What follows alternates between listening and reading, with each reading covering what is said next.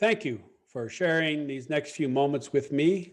And I am Paul Tibbetts, and I'll be your guide through these instructional videos. Together, we will learn the knowledge and the skills to become a better arborist. I have been involved with the tree care industry for nearly 20 years, and yet I still find myself learning new skills, treatments, and knowledge. The purpose is threefold.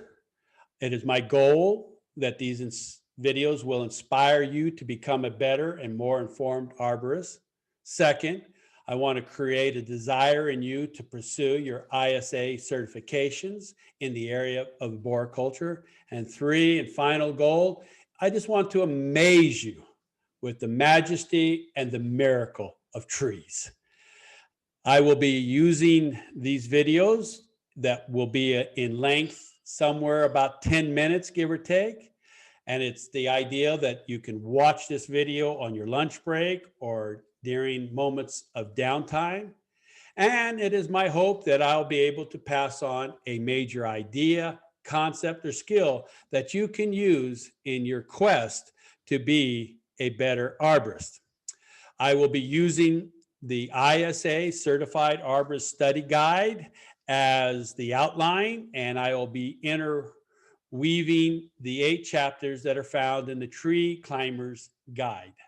These books are available for purchase from the ISA store that can be found on the website, or you may go to Amazon and purchase them.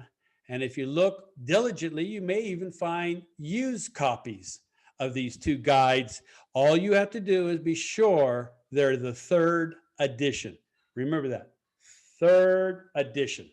So let's go on. I don't know what we're going to learn in 10 minutes, but I think we should try. What do you think? Remember, the journey of 1,000 miles begins with 1 step. And as Tony Robbins has said, the only impossible journey is the one you never take. So we're going to begin by defining what is a tree. But before I do that, let me read a poem to you from Joyce Kilmer. It's titled The Tree of Life. I think that I shall never see a poem as lovely as a tree whose hungry mouth is pressed against earth's sweet flowering breast, a tree that looks at God all day and lifts her leafy arms to pray, a tree may in summer wear a nest of robins in her hair, upon whose blossom snow has lain, who intimately lives with rain. Poems are made by fools like me, but only God can make a tree. I like that poem, and I've used it and referred to it often. But by definition, if you go to Google, look up, define what a tree, it's going to say large woody plants with a single main trunk. And some definitions will add a minimum height to that, but that's the basic, most simplistic definition. However, when it comes to the tree care industry, the standard definition of a tree, it was created by Dr. Alex Shigo. He's the standard. And he says trees are woody, large-lived, compartmentalizing perennials. And in terms of biology, a perennial is any or all plants that live for more than 2 years. Dr. Alex Shigo has written many books in the area of arboriculture, and in some of them, he'll have other definitions for trees. And I thought I'd share them with you. Trees are large, heavy plants that can kill you if they fall on you. And my favorite has been, if it falls on you or you fall out of it, you will be hurt. The rest are shrubs. And that is Dr. Shigo. It's just before he passed away. He's just above me. That's a picture of him. Dr. Alex Shigo is known as the father of arboriculture, at least from the United States perspective in this industry. So he'll be a name you'll want to remember. He's a great name to drop when you're in a group of arborists.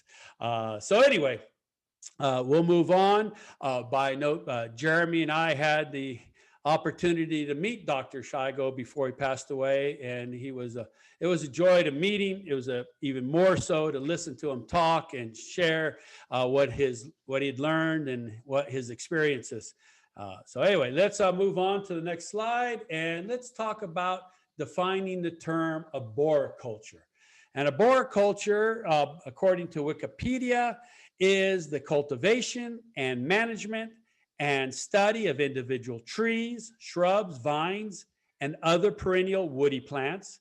The science of arboriculture studies how these plants grow and respond to cultural practices and to their environment.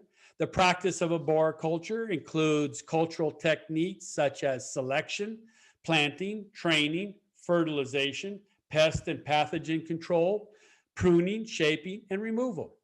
The word has its origins in the early 18th century. It was first recorded around 1820 to 1830, and its roots are in Latin.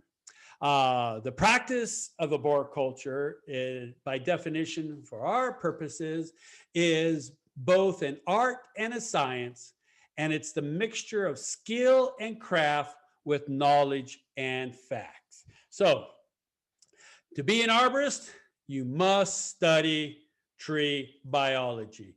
And so what is tree biology? And tree biology is simply the study of structure and function and the relationship between them. So using my hand, you would think of this as the trunk, and these are the branches. So that's the structure of the tree. Now, look, how does this branch work in relationship and function to the trunk? Or how do these branches work and have function to each other in their relationship? And that's what we're going to be studying in tree biology. Why study tree biology? Because tree biology is very, very important.